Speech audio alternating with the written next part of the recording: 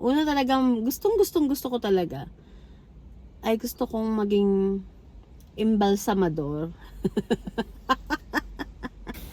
Gusto ko mag... Okay. So, ituloy natin ang kwentuhan. Since kanina medyo sobra yung break time ko. So, para ituloy natin ang kwentuhan, saan ba ako natapos? So nung nawalan ako ng trabaho, halos 1 taon, talagang lagi kong minanifest ko talaga yan na sinabihan ko talaga yung sarili ko, lagi kong idinadasal every night na sabi ko, ang susunod ko ng magiging trabaho is pangmatagalan. Yung hindi ko na aalalahanin na baka bukas or sa makalawa, mawawala na naman ako ng trabaho. Yung tipong ganun. Yung iniisip ko kasi kung sa factory ako magtatrabaho, paano pag magsarado ang factory? Di wala na naman akong trabaho, you know. Tapos pag lumipat naman ako ng ibang matanda, iniisip ko, paano kung mamatay na naman? Di wala na naman ulit akong trabaho. You know, so hindi naman ako makapagtrabaho sa mga like sa ibang stores kasi hindi ako fully bilingual. Hindi ako fluent sa French. So, limited lang din talaga yung pwede kong pasukan, you know. So, iniisip ko nun, mag-aaral ba ako ng nursing? Kaya sabi ko, may edad na ako Alam niyo yun, pilipit na yung dila ako. Hindi ko na siya talaga mapasunod ng, hindi kagaya ng mga medyo bata-bata pa, madaling matuto ng mga iba-ibang lingwahe. Sabi ko, hindi rin ako matatanggap sa trabaho. Sabi ko, kahit naman mag-aral ako, magsasayang lang let's say 3 taon na pag-aaral ko. Sayang lang kasi kung hindi rin naman ako makakapasa sa French exam nila, di hindi ko rin magagamit yung kung ano man yung aaralin ko. So, sabi ko, one day nagpunta ako ng hospital. May nakita akong mga Pilipino na nagtatrabaho sa housekeeping. So sabi ko, ay parang okay to. Parang gusto ko yata ito ang maging trabaho ko. So, minamanifest ko talaga every night. Sabi ko, sana magtatrabaho din ako. Yung housekeeping, I don't mind na housekeeping ang trabaho ko sa hospital. Kasi alam kong pangmatagalan. Alam ko yung mga benefits kasi under ka ng government. So, maganda yung magiging benefit mo. Eventually, magkakaroon ka ng extra pension from the government when you retire. So sabi ko, itong gagawin ko, itong gugustuhin kong gawin. So, nung una, syempre, iniisip ko rin, itry ko kaya yung una talagang gusto ko talaga, ay gusto kong maging embalsamador. Gusto ko maging embalsamadora. You know, so sabi ko, yun na lang kayang aralin ko. Sabi ko, mag-iimbalsamo, no? Sabi ko, magandang trabaho yun. Medyo malaki ang kita. Kaya lang, sabi ko sa sarili ko, nung tiningnan ko kung saan ako pwede mag-enroll. Wala silang ino-offer na English dito sa Montreal. Sabi ko, naku, wala. Sa Ontario pa. Hindi naman ako pwedeng umalis ng malayo-layo kasi noong time kasi na yun, nandito pa yung parents ko. Tsaka may anak din ako. So, syempre, hindi ko pwedeng iwanan. So, sabi ko, hindi talaga pwede. Hindi ari.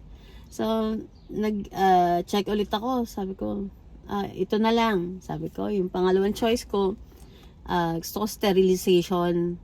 Yung mag-sterilize ng mga gamit sa ospital, mag-i-sterilize para sa mga tools sa OR, mga ganun, sterilization. So, nag-check ako. Wala rin. English. So, sabi ko, ano bang gagawin ko? Tsaka limited lang kasi. Kumbaga sa isang ospital, ilan lang ba naman ang sterilization na staff na kukunin nila? I think mga 3 lang yata per shift. So, yung chances is very, very small, ika nga. May possibility na hindi tayo makuha doon, you know. So, sabi ko, alam ko na. Hindi naman, nisip ko pa lang, sabi ko, mag-PAB na lang kaya ako. PAB is parang, alam mo yung mga orderly. yung nag-a-assist sa mga matatanda na nagbibihis sa kanila, nag-a-assist para i-clean sila, bigyan sila ng care, ganun, sa mga institutions. So, sabi ko, kaya lang, sabi ko, nako, medyo careful na ako sa mga buto-buto ko. Alam niyo na, mahirap mabalian. Minsan kasi pag ganun ang trabaho mo, madami kasi akong kakilala na na-injured because syempre more on lifting, kahit na sabihin na meron silang mga machine to help them. Masyadong physical yung trabaho na may tendency ma-injured ka talaga. Ang normally na nagiging injury nila is shoulder. So, yung shoulder nila nadi-dislocate, or lalo pagka medyo heavy yung mga residente na kailangan nilang i-assist. So, very prone sa injury. So, sabi ko, nako, wag na, hindi pwede. Medyo crunchy na yung mga joints ko at saka mga buto-buto ko. So, sabi ko, ayoko, baka mamaya ma-injured ako for life. So, nung nakikita ko nga yung mga housekeeping sa ospital, sabi ko, ito, madami sila. Sabi ko, madami sila sa ospital. Imagine mo, ilan yung nakikita kong ang daming lagi kong nakikita na cart. At madami talagang Pilipino. Marami talagang Pilipino nagtatrabaho na housekeeping sa mga establishment, sa ospital. So, pinipray ko yan. Pray ako ng pray. Sabi ko, sana yan maging trabaho ko. Sabi ko, I don't mind. Sabi ko, I'm okay with that. So, one day, may yung friend ko, dahil nga before, interesado nga ako ng sterilization. Nakita niya sa isang website. Kasi before, nire-require kasi nila ang training. Kailangan mo kahit housekeeping ka sa hospital, nire-require nila yung, kailangan mo ng certificate na nag-attend ka ng short course for housekeeping. Hindi naman kasi yun basta magmamap ka lang ng sahig or mga ganun. So, yung nakita ng friend ko, sabi niya, may nakita ko, baka interesado ka. School, 3 months, ganyan. So, during that time, 3 months yung course for housekeeping. Ang tawag nila dito yun is hygiene and salubrity. So, sabi ko, sige, try ko. Tapos nung nagpunta ako, sabi ko, parang okay to. Parang maganda to, sabi ko sa sarili ko. So, yung friend ko, nag-enroll siya ng PAB. Pati yung sister ko, mag-best friend kasi sila. So, nag-enroll sila before ng PAB.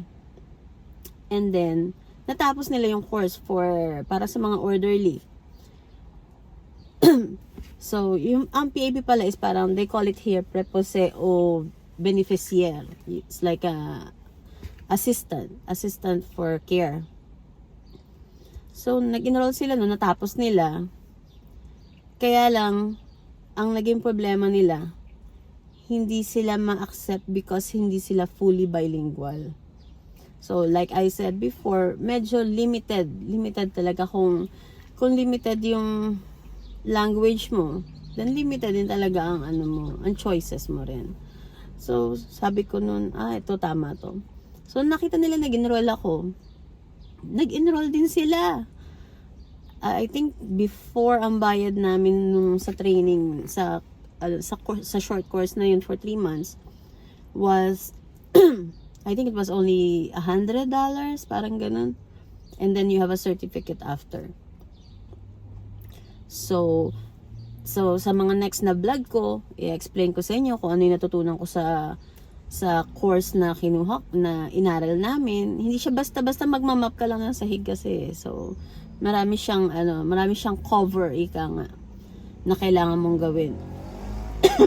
So, nag-enroll din yung sister ko. So, 3 kami.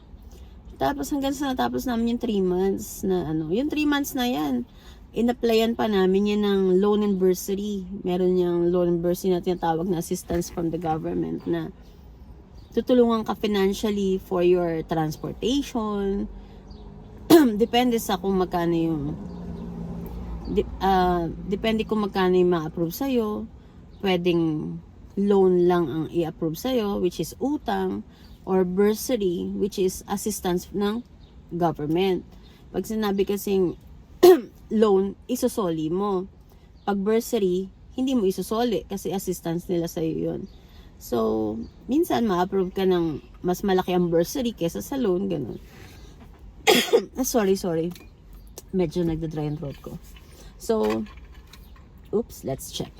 So, nung nag-ano kami, so, yung 3 months na yun, na-approve pa kami ng loan and bursary.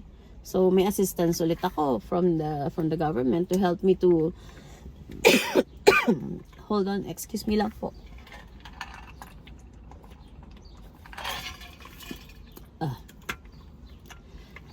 So yun nga, so na approve kami for mostly bursary. So after namin na matapos yung course, right after na matapos namin yung course, nag-apply ka agad kami. Ano ko mamaya, isusulat ko mamaya sa ilalim dito kung ano yung website na pwede nyong applyan.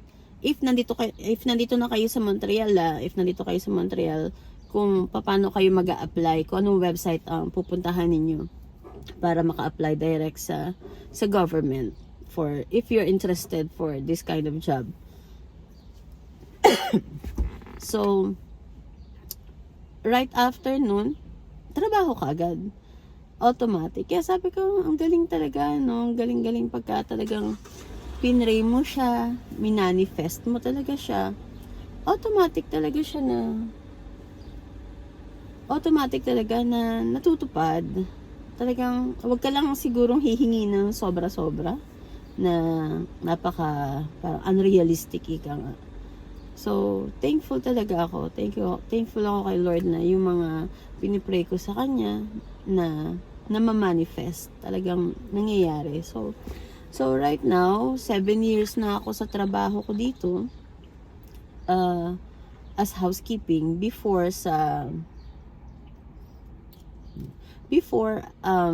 nagtatrabaho ako sa hospital. Kaya lang, sa hospital kasi medyo mabilis ang pacing ng trabaho. Minsan nakakapagod kasi depende sa kung saan kang department ma-assign. Pwedeng sa ER or sa ICU or sa mga day surgery na ang bilis ng palitan. So, pag mabilis ang palitan, madami kang i-disinfect ng mga kwarto. Kaya sabi ko, mas nakakapagod. So, nung inoferan ako kasi dito kasi sa Quebec, naka-central kasi yung nila like connected yung hospital at saka CHSLD. Ang CHSLD is a long-term residence for seniors. So magkaka-connect yan.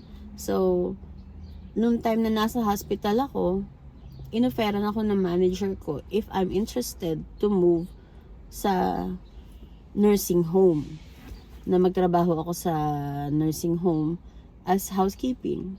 So, tinry ko siya.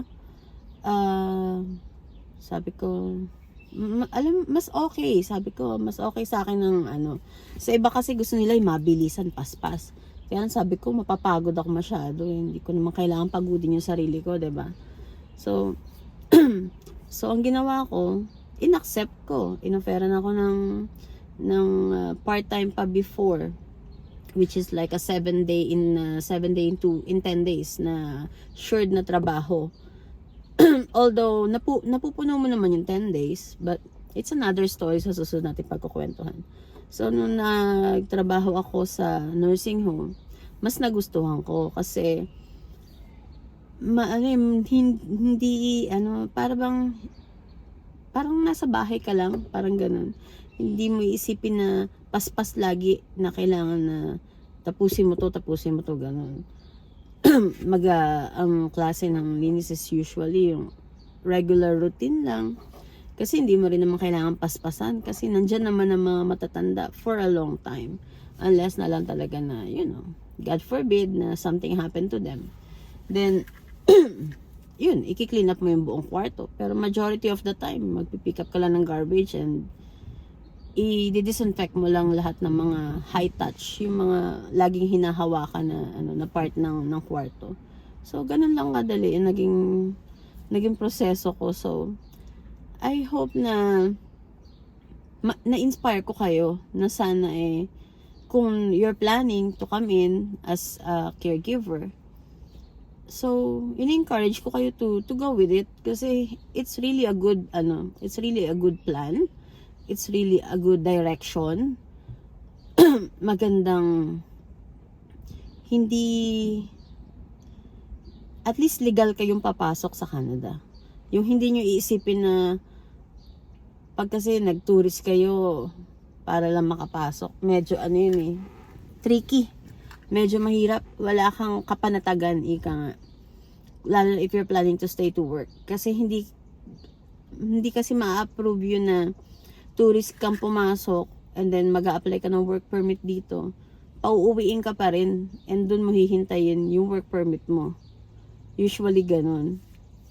So, kung ma-offeran kayo at makakakuha kayo ng choice to come in as a caregiver, then I highly recommend. Kasi, very maganda siyang klase ng programa. Lalo na ngayon na i-offer ng government is pagdating dito is permanent resident kagad kayo. That's a big plus. Kasi imagine niyo yun. Pagtungtong nyo, immigrant kaagad kayo. Resident kaagad kayo, then syempre that's a very big advantage. Marami kaagad kayong choices na pwedeng gawin. Sa susunod na vlog ko, pag-uusapan naman natin yung bagong program ng government about permanent residency instant. Pagdating mo dito permanent resident ka kaagad. So for now, yun na lang muna. And I hope you enjoyed yung kwento ko na pagkahaba-haba, which is, nag-i-enjoy lang kasi ako magkwento sa inyo. So, I hope you don't mind. And please feel free to share my video para marinig din ng iba yung kwento ko. Baka ma-inspire ko rin sila. And I hope na may natututunan kayo sa mga pinagsasabi ko. Because this is only based on my own experience. So, na-experience ko siya. So, hindi siya isang malaking kalokohan lang. Totoo siya. So, hindi ko naman ikukwento kung hindi ko naman na-experience kasi mahirap yun. Hindi lalabas yung totoo, you know. So, I hope na i-share nyo yung video ko para marinig ng iba, ma-inspire sila. And, pa-like and subscribe na rin. You can leave a comment if you have any questions that gusto nyo na itackle ko sa vlog ko. Kung ano man yung mga questions ninyo na medyo confused kayo, then let me know. Baka naman matulungan ko kayo. Basta wag lang utang. Pasensya na. Marami din tayong obligasyon sa buhay. So, for now, yan na lang muna. And, thank you for sticking into my video till the end. And pa-subscribe naman. Subscribe nyo naman yung channel ko since pa-birthday nyo na lang sa akin in 2 months. Hopefully, let's cross our fingers. Sana naman mas makasubscribe kayo sa akin at ma-monetize tayo right away para marami tayong matulungan. Alright? For now, yan na lang muna. And patapos na ulit ang break ko. So bye for now. And ingat kayo lagi. And take care. And don't forget to pray.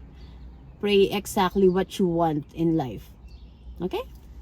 Bye for now.